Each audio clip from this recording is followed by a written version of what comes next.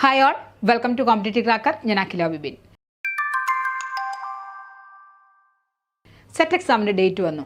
August 24-നാണ് SET exam നടക്കാൻ പോകുന്നത്. അപ്പോൾ ഈ സെറ്റ് എക്സാമിനെ സംബന്ധിച്ച് ഏറ്റവും ഇമ്പോർട്ടൻ്റ് ആണ് നമ്മൾ പറയും അല്ലേ. എന്തുകൊണ്ടാണ് നമ്മളത് പറയാൻ കാരണം, എന്തായാലും ഒരു 3-4 മാസങ്ങൾക്കകം HSS2 എക്സാം വിളിക്കും. അതിനു മുമ്പ് വേറൊരു സെറ്റ് എക്സാം നടക്കാനുള്ള ചാൻസ് ഉണ്ടോ? ഒരിക്കലുമില്ല. ഇനിയൊരു സെറ്റ് എക്സാം നടക്കണമെങ്കിൽ ഇപ്പോൾ വന്ന ഈ ഓഗസ്റ്റ് 24 കഴിഞ്ഞ് കഴിഞ്ഞാൽ പിന്നെ ഒരു 6 മാസം കഴിഞ്ഞിട്ടേ അടുത്ത എക്സാമിനുള്ള ഒരു ചാൻസ് വരെയുള്ളൂ. അതുകൊണ്ട് തന്നെ ഈ ഒരു സെറ്റ് എക്സാം നിങ്ങളെ സംബന്ധിച്ച് വളരെ ക്രൂഷ്യലായിട്ടുള്ള ഒരു എക്സാം തന്നെയാണ്. അധികം വലിയ ബുദ്ധിമുട്ടോടുകൂടി ഒന്നും അല്ലാതെ ഈ സെറ്റ് എക്സാം പാസ്സാകാനായിട്ട് സാധിക്കും അല്ലേ. ഒരു കേട്ടിട്ട് പഠിക്കുന്നത് പോലെയോ ഇല്ലെങ്കിൽ മറ്റേതെങ്കിലും ഒരു CTET പഠിക്കുന്നത് പോലെയോ അത്ര ഒരു കഷ്ടപ്പാട് സെറ്റ് എക്സാമിനുണ്ടോ? ആ വലിയ സിലബസ് കണ്ട് നിങ്ങൾ വിഷമിക്കുകയേ വേണ്ട. നമ്മൾ പഠിക്കേണ്ടത് ഇത്ര മാത്രമേ ഉള്ളൂ. കോർ ഏരിയാസ് ഫോക്കസ് ചെയ്ത് എന്ത് ചെയ്താൽ മതി? നല്ല രീതിയിൽ പ്രിപ്പയർ ചെയ്താൽ മതി അല്ലേ.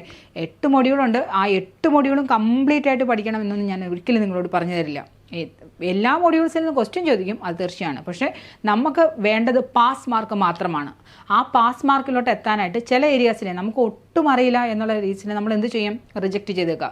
നമുക്ക് ബാക്കിയുള്ള അത്രയും, അതായത് നമുക്കൊരു 48 മാർക്ക് മതി നമുക്ക് അതിനകത്ത് ചോദിക്കാൻ. എത്രമാത്രം വലിയ സിലബസാണ്. ആ സിലബസിനകത്തുനിന്ന് 48 മാർക്ക് നേടിയെടുക്കാനുള്ള ഒരു അറിവ് വളരെ കുറഞ്ഞ ദിവസങ്ങൾ കൊണ്ട് തന്നെ നിങ്ങൾക്ക് പറഞ്ഞു തരാനായിട്ട് സാധിക്കും. തീർച്ചയായിട്ടും ഇത്ര നാളത്തെ ഒരു എക്സ്പീരിയൻസ് വെച്ച് ഏതെല്ലാമാണ് അതിൻ്റെ കോർ ഏരിയാസ് എന്ന് നോക്കി സെലക്ട് ചെയ്ത് PYQ ചെയ്ത് പഠിക്കുന്നവർക്കാണ് തീർച്ചയായിട്ടും സെറ്റ് എക്സാം വളരെ ഈസി ക്രാക്ക് ചെയ്യാനായിട്ട് സാധിക്കുക. എന്നെ ഈ കേട്ടുകൊണ്ടിരിക്കുന്ന നിങ്ങളിൽ പല പ്രാവശ്യം സെറ്റ് എക്സാം എഴുതിയിട്ടുള്ളവരുണ്ടാവാം അല്ലേ. സെറ്റ് എക്സാം എഴുതി നിരാശപ്പെട്ടവരും നിങ്ങളുടെ കൂട്ടത്തിലുണ്ടാവാം. നിരാശപ്പെടേണ്ട ആവശ്യമില്ല. നിങ്ങൾ ഒരുപക്ഷെ സിലബസ് എൻ്റയർ സിലബസും വായിച്ചിട്ടുണ്ടാവും. വായിക്കുക മാത്രമേ ചെയ്തിട്ടുള്ളൂ. നിങ്ങളെല്ലാവരും ഒരു തവണ പഠിച്ചു പോയിട്ടുണ്ടാവും. ഒരിക്കലും ഒരു തവണ മാത്രം പഠിച്ചു പോയത് കൊണ്ട് ഒരിക്കലും സെറ്റ് എക്സാം ക്ലിയർ ചെയ്യാനായിട്ട് സാധിക്കില്ല. പഠനത്തോടൊപ്പം റിവിഷനും ആര് വ്യക്തമായി ചെയ്യുന്നോ അവർക്കുള്ളതാണ് ഈ എക്സാം എന്ന് പറയുന്നത്. ഇപ്പം നമ്മൾ 5 മൊഡ്യൂളെ നന്നായിട്ട് പഠിച്ചിട്ടുള്ളൂ. ഈ 5 മൊഡ്യൂളിൽ നിന്ന് നമുക്ക് വളരെ സുഖമായിട്ട് എത്ര മാർക്ക് കിട്ടും? ഒരു 50 മാർക്കിനുള്ള ക്വസ്റ്റ്യൻസ് എങ്ങനെ പോയാലും ആദ്യത്തെ 4 മൊഡ്യൂളിൽ നിന്നോ ഇല്ലെങ്കിൽ അവസാനത്തെ 4 എത്ര മൊഡ്യൂൾസാണ് നിങ്ങൾ പഠിക്കുന്നതെങ്കിലും ഒരു 5 മൊഡ്യൂളിൽ കൂടുതൽ നിങ്ങൾ പഠിച്ചിട്ടുണ്ടാവണം. ഒരു അറ്റ്ലീസ്റ്റ് 5 മൊഡ്യൂളെങ്കിലും നിങ്ങൾ പഠിച്ചിട്ടുണ്ടാവണം. ആ 5 മൊഡ്യൂളിൽ കോർ ഏരിയാസ് നോക്കി പഠിച്ചിട്ടുണ്ടെങ്കിൽ നിങ്ങൾക്ക് തീർച്ചയായിട്ടും സെറ്റ് എക്സാം ക്ലിയർ ചെയ്യാനായിട്ട് സാധിക്കും. പക്ഷേ നമ്മൾ സെലക്ട് ചെയ്യുന്ന മൊഡ്യൂളിനകത്ത് അല്ല, ഏതെങ്കിലും ഒരു 5 മൊഡ്യൂൾ പഠിച്ചു കഴിഞ്ഞാൽ എക്സാം എന്നല്ല ഞാൻ പറയുന്നത്. ഏറ്റവും ഇമ്പോർട്ടൻ്റ് ആയിട്ടുള്ള മൊഡ്യൂൾസുകൾ മാത്രം സെലക്ട് ചെയ്ത് പഠിച്ചു കഴിഞ്ഞാൽ ഈ സെറ്റ് എക്സാം നിങ്ങൾക്ക് ക്ലിയർ ചെയ്യാനായിട്ട് സാധിക്കും. CCയിൽ 60 ദിവസത്തെ ക്രാഷ് കോഴ്സ് ആരംഭിച്ചിട്ടുണ്ട്. അപ്പോൾ ഈ 60 ദിവസത്തെ ക്രാഷ് കോഴ്സ് കൊണ്ട് നിങ്ങൾക്ക് ധാരാളം ലൈവുകൾ കിട്ടും. ഓരോ മൊഡ്യൂൾസിനെയും ബേസ് ചെയ്തിട്ടുള്ള ലൈവുകൾ കിട്ടും. ഈ ലൈവുകളിൽ നമ്മൾ ഡിസ്കസ് ചെയ്യുന്നത് പ്രീവിയസ് ഇയേഴ്സ് ക്വസ്റ്റ്യൻ പേപ്പറാണ്. ഈ ക്വസ്റ്റ്യൻസ് ഡിസ്കസ് ചെയ്ത് കഴിഞ്ഞാൽ നമ്മളൊരു 10 സെറ്റ് ക്വസ്റ്റ്യൻ പേപ്പർ ഡിസ്കസ് ചെയ്ത് കഴിഞ്ഞാലേ നിങ്ങൾക്കൊരു ഏകദേശ ഐഡിയ കിട്ടും. പിന്നീട് അതൊരു 20 ക്വസ്റ്റ്യൻ പേപ്പർ ആകുമ്പോഴേക്കുമോ നിങ്ങൾ വളരെ തറവായിട്ട് ഏതെല്ലാമാണ് കോർ ഏരിയാസ് എന്ന് നിങ്ങൾക്ക് മനസ്സിലാക്കാനായിട്ട് സാധിക്കും അല്ലേ. നമ്മളൊരു 20 സെറ്റ് ക്വസ്റ്റ്യൻ പേപ്പർ ചെയ്യുക എന്ന് വെച്ചാൽ നമ്മൾ 400 ക്വസ്റ്റ്യൻസ് ആൻസർ ചെയ്യുക എന്നാണ് അർത്ഥം. ആ 400 ക്വസ്റ്റ്യൻസ് പഠിച്ചിട്ടുള്ള ഒരു വ്യക്തിയെ സംബന്ധിച്ച് സെറ്റ് എക്സാം എന്ന് പറയുന്നത് വളരെ ഈസി ആയിരിക്കും. അവൻ ഒരു മണിക്കൂറാണ് എക്സാം എങ്കിൽ അവൻ അരമണിക്കൂർ കൊണ്ട് ആ എക്സാംസ് വളരെ ഈസി ആയിട്ട് എഴുതി കഴിയും. കാരണം എന്തുകൊണ്ടാണ്? 20 മാർക്കിനകം അല്ലെങ്കിൽ 200 മാർക്കിനകത്ത് വന്നിട്ടുണ്ട് അവന് ആവശ്യമായിട്ടുള്ള എല്ലാ സംഗതികളും.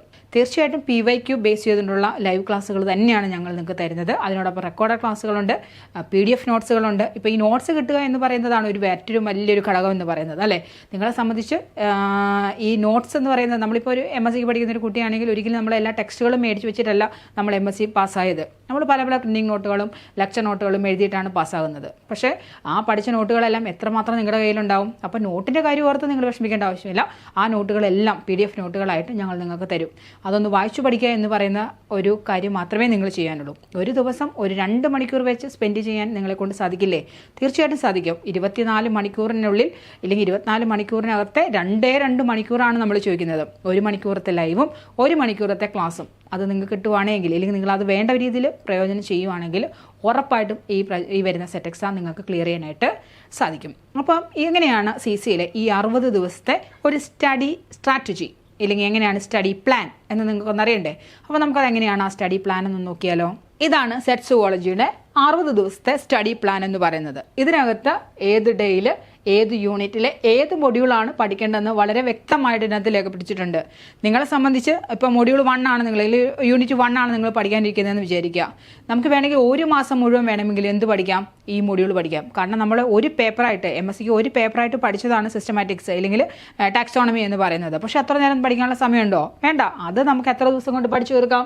വെറും 3 ദിവസം കൊണ്ട് ഈ 3 ടോപ്പിക്കിൽ ഇനി 3 ലൈവ് കൊണ്ട് നിങ്ങൾക്ക് എന്ത് ചെയ്യാം? ഈ പോർഷൻസ് മൊത്തം നിങ്ങൾക്ക് കവർ ചെയ്യാനായിട്ട് സാധിക്കും.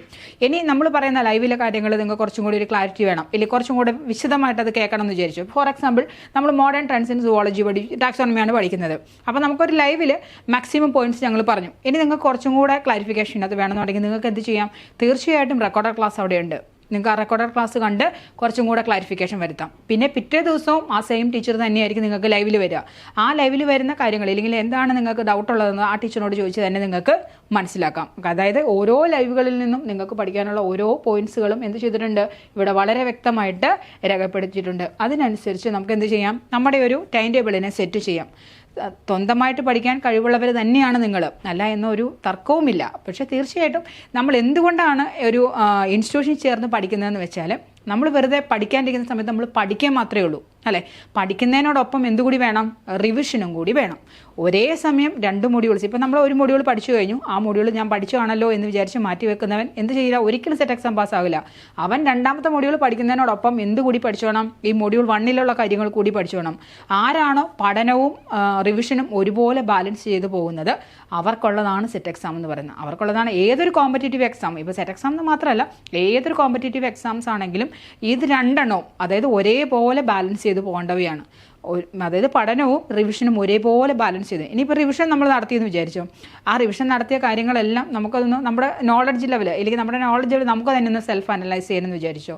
നമ്മൾ സ്വയം പഠിക്കുന്ന ഒരാളെ സംബന്ധിച്ച് നമ്മളിടുന്ന ക്വസ്റ്റ്യൻ അതിൻ്റെ ആൻസർ നമുക്കറിയാമായിരിക്കും അല്ലേ? അതേസമയം നമ്മൾ ഏതെങ്കിലും ഒരു ഫോമിലാണ് പഠിക്കുന്നത് അല്ലെങ്കിൽ ഒരു വളരെ വെൽ എസ്റ്റാബ്ലിഷ്ഡ് ഫോമിലാണ് പഠിക്കുന്നത്, അവർ തീർച്ചയായിട്ടും എന്ത് ചെയ്തിട്ടുണ്ടാവും? ഈ എല്ലാ ദിവസവും, അതായത് ആദ്യത്തെ 6 ദിവസവും നിങ്ങൾക്ക് പഠിക്കാനുള്ള കണ്ടന്റ് ആയിരിക്കും തരിക. ലൈവുകളും ഉണ്ടാവും. 6 ദിവസം പഠിച്ച് 7ാമത്തെ ദിവസം ആകുമ്പോഴത്തേക്കും നമ്മൾ എന്ത് ചെയ്യും? നമ്മൾ പഠിച്ച ആ വീക്ക് നമ്മൾ പഠിച്ച കാര്യങ്ങളെല്ലാം എന്ത് ചെയ്യും? PYQ വെച്ച് എന്ത് ചെയ്യും? റിവിഷൻ ടെസ്റ്റ് നടത്തും. എല്ലാ സൺഡേസിലും റിവിഷൻ ടെസ്റ്റ് കണ്ടക്ട് ചെയ്യും. റിവിഷൻ ടെസ്റ്റ് കണ്ടക്ട് ചെയ്യാൻ മാത്രമല്ല മാർക്ക് ലിസ്റ്റ് പബ്ലിഷ് ചെയ്യുന്ന ഒരു രീതിയും കൂടിയുണ്ട് അല്ലേ? അപ്പോൾ അതിനകത്ത് നമുക്ക് അറിയാൻ പറ്റും നമുക്ക് എത്ര മാർക്കൊക്കെ സ്കോർ ചെയ്യാൻ ചെയ്യും, നമ്മളെങ്ങനെ ഈ പോയ രീതിയിൽ അല്ലെങ്കിൽ നമ്മളിപ്പോൾ പഠിച്ച രീതിയിൽ തന്നെ മുന്നോട്ട് പോയാൽ മതിയോ എന്നെല്ലാം വളരെ വ്യക്തമായിട്ട് എന്ത് ചെയ്യാൻ സാധിക്കും? ആ മാർക്ക് ലിസ്റ്റിൽ നിങ്ങൾക്ക് മനസ്സിലാക്കാനായിട്ട് സാധിക്കും. അങ്ങനെ നമ്മൾ എന്ത് ചെയ്യും? ഈ ഓരോ മൊഡ്യൂളും, ആദ്യത്തെ മൊഡ്യൂൾ പഠിക്കാനായിട്ട് 3 ദിവസം, 2ാമത്തെ മൊഡ്യൂൾ പഠിക്കാനായിട്ട് 4 ദിവസം, അങ്ങനെ എന്ത് ചെയ്യും? നമ്മൾ ഈ മൊഡ്യൂൾ, എത്ര മൊഡ്യൂളുണ്ട്? നമുക്ക് 8 മൊഡ്യൂളാണുള്ളത്. അങ്ങനെ ആ 8 മൊഡ്യൂളുകളും നമ്മൾ എന്ത് ചെയ്യാം? ഈ പറഞ്ഞ 60 ദിവസങ്ങൾ കൊണ്ട് കംപ്ലീറ്റ് ചെയ്യും. ഈ 60 ദിവസത്തിനകം നിങ്ങൾക്ക് കിട്ടുന്ന റിവിഷൻ ടെസ്റ്റ് എന്ന് പറഞ്ഞാൽ വീക്കിലി നടക്കുന്ന റിവിഷൻ ടെസ്റ്റുകളുണ്ടാവും, മോഡൽ എക്സാംസ് ഉണ്ടാവും, അതുപോലെ പോയ പ്രീവിയസ് വീക്സിൽ നടക്കുന്ന എല്ലാ പോർഷൻസും ഉൾപ്പെടുത്തിയിട്ടുള്ള എക്സാംസ് ഉണ്ടാവും. അതുപോലെ തന്നെ മാസത്തിലൊരു ദിവസം ഈ പറയുന്ന ലൈവുകളെല്ലാം, ലൈവ് മാസത്തിലൊരു തവണയല്ല, പക്ഷേ നമുക്ക് പ്രീവിയസ് ഇയേഴ്സ് ഒന്ന് റിവൈസ് ചെയ്യാൻ വേണ്ടിയിട്ടുള്ള ലൈവുകളും എല്ലാം നിങ്ങൾക്ക് വേണ്ടിയിട്ടുണ്ടാവും. അപ്പോൾ നിങ്ങൾക്ക് തീർച്ചയായിട്ടും എന്ത് ചെയ്യാം? ഈ വരുന്ന ഈ 60 ഡേയ്സ് റാപ്പിഡ് കോഴ്സ് എന്ന് പറയുന്നത് നിങ്ങളെ സംബന്ധിച്ച് ഏറ്റവും എഫക്റ്റീവായ രീതിയിൽ തന്നെയാണ് ഞങ്ങൾ സെറ്റ് ചെയ്തിരിക്കുന്നത്. ധൈര്യമായിട്ട് ചേർന്നോളൂ. കഴിഞ്ഞ പ്രാവശ്യം ഞങ്ങളുടെ റിസൾട്ട്, നിങ്ങളെ കുട്ടികളുടെ ഒരു സ്റ്റഡി സ്റ്റോറീസ് എല്ലാം നിങ്ങൾ കണ്ടിട്ടുണ്ടാവും അല്ലേ? തീർച്ചയായിട്ടും അത്രയും കുട്ടികളെ സെറ്റ് എക്സാമിന് വളരെ ഈസി ആയിട്ട് ക്രാക്ക് ചെയ്യാൻ സാധിപ്പിച്ച ആ ടീമിലെ ഒരംഗം എന്ന നിലയിൽ ഇനിയും ആ വിജയം നിങ്ങൾക്ക് നേടിത്തരാനായിട്ട് ഞങ്ങളെ കൊണ്ട് സാധിക്കും. ധൈര്യമായിട്ട് ജോയിൻ ചെയ്തോ. അടുത്തൊരു വീഡിയോയിലൂടെ കാണാം. താങ്ക്